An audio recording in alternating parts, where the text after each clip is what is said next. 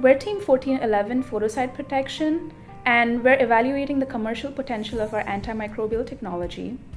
Right from the beginning of our kickoff in San Diego, we realized how intense the I-Core program was going to be and that we were going to have to work really hard for the coming 7 weeks.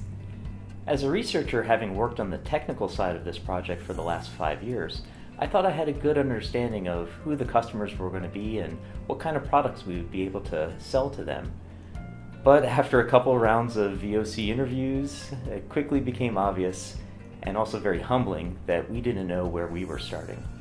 On a personal level, one of the biggest challenges for me was to just step out of the ivory tower and then go out and talk to people from all walks of life about the jobs that they do and the challenges they face.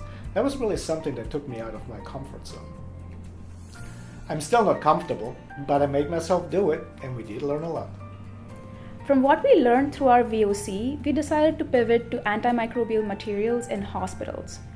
We learned quickly that this setting is actually really complicated with its many players, different priorities, and worse, not many people are willing to talk about HAIs because they think we're trying to catch them doing something wrong. The I-Core WebEx meetings were intense, and we sometimes struggled to put together the homework for channels and revenue streams because we were still at a very different point with our VOC due to our pivot.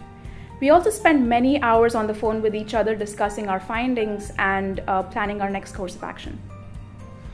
Ultimately, though, despite the stress and intensity, we feel the process is definitely worth it.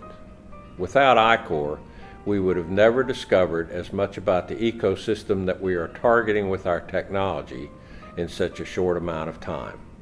Thank you, I-Core.